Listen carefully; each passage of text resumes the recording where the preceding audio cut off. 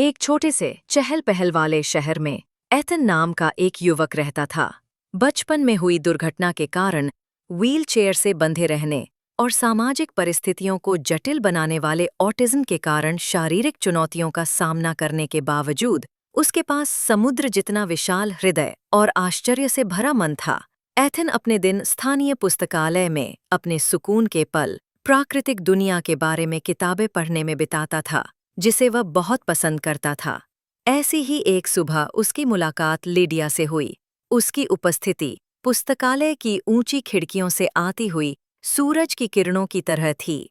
Lydia आकर्षक थी, न केवल दिखने में बल्कि अपने मधुर मधुर तरीके से बोलने में भी। उसने समुद्री जीव विज्ञान के बारे में एथन की किताब में असामान्य रुचि दिखाई और दावा किया कि उसे समुद्र से प्यार है। उसका ध्यान एथन को पसंद आया, जिसने शायद ही कभी ऐसा अनुभव किया हो। खासकर महिलाओं से दिन हफ्तों में बदल गए और लिडिया ईमानदारी से एथन की कंपनी का आनंद लेती दिखी। एथन के वहां स्वयं सेवा कार्यों के बाद वे पुस्तकालय में घंटों बैठकर बातें करते थे। हालांकि लिडिया ने उनकी बातचीत को एथन के परिवार और उसकी जीवन शैली की ओर मोड़ना शुरू कर दिया। लिडिया को पता चला कि एथन अपनी चुनौतियों के बावजूद एक संपन्न परिवार से था, जो उसकी बहुत परवाह करता था और उसका भरण पोषण करता था। उसने महसूस किया कि एथन की दयालुता मौद्रिक आधार पर भी फैली हुई थी, जो उसके पास जो कुछ भी था उसके साथ हमेशा उदार था।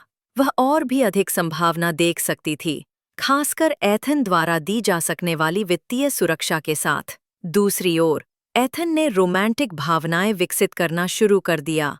लिडिया को अपनी अक्सर अलग-थलग दुनिया में प्रकाश की किरण के रूप में देखना।